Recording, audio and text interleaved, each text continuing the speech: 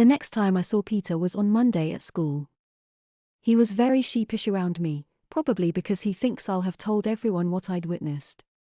I thought it best not to mention it as school could be the only time he can be a normal boy. I did tell him that he could call round to my place if he wants. If you're allowed, I said. I might be allowed after school one day, he replied. But I'll have to ask. A few days later, Peter did come round to my house after school.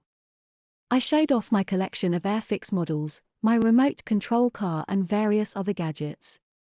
Peter said he used to make Airfix models and also used to have some of the board games as me.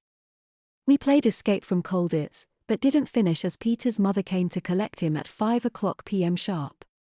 Mum called us both downstairs and Peter's mother stood in the hallway chatting with my mother.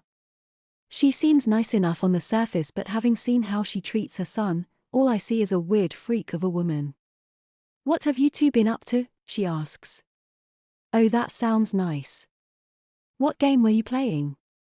Escape from Colditz, I replied, before briefly describing the game's premise. You know how I feel about war toys, Peter, his mother said. She turned to my mother and said that she felt that toys such as tanks and guns, soldiers, and swords are unsuitable for children, and as such she'd stopped Peter from playing with them some years ago.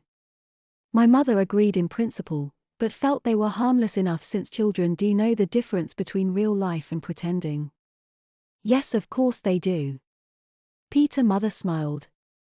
I'd just rather buy my children nicer things than toy guns or model tanks, she added. Mum asked after her other children. Peter's the youngest of 3. His big sister Judith is in year 12 and his brother Martin is doing his A-levels. Oh, that's nice. Mum replied. It's just me and John here. Well, he seems like a very nice boy. Peter's mother said as she glanced at me and smiled. Come on, Peter, let's get you home and out of that uniform, she chirped. She seems nice. Mum said after they'd gone. I was tempted to say otherwise and tell her what I know, but I heeded my promise to Peter and half-heartedly agreed with her. She said that you did call round the other day and Peter was in, my mother informed me. Do you want to tell me why you lied? The first thing I did was try to think of a viable excuse, but with nothing forthcoming I told her the truth.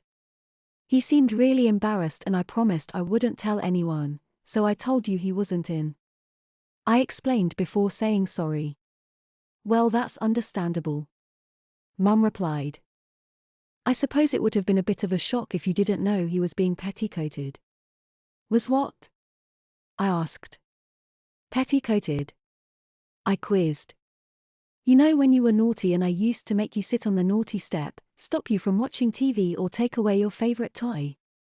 She asked. I nodded. Well, sometimes when boys are naughty they have to wear girls' clothes and that's called petticoating, she explained. Although there's more to it than that. It was more than just girls' clothes in Peter's room. I replied. He has dolls and cuddly teddy bears, a pink bed, handbags, and headbands. There's even a painting of Tinker Bell on his wall. Mum said that she presumes Peter is not being petticoated because he's naughty, but because he's vulnerable.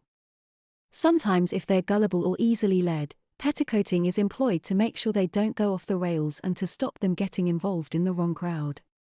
That's really mean, I replied. Especially if he's done nothing wrong. It isn't really, Mum claimed. In fact, it comes highly recommended as a non-confrontational method of discipline because all it involves is a simple change of clothes. Yeah, but they weren't normal girls' clothes. They were really horrible, I said as I visualized the rail in his room. The sorts of dresses that most girls would refuse to wear, all pink and frilly with bows, flowers and, I drew my description to a close with a puke mime.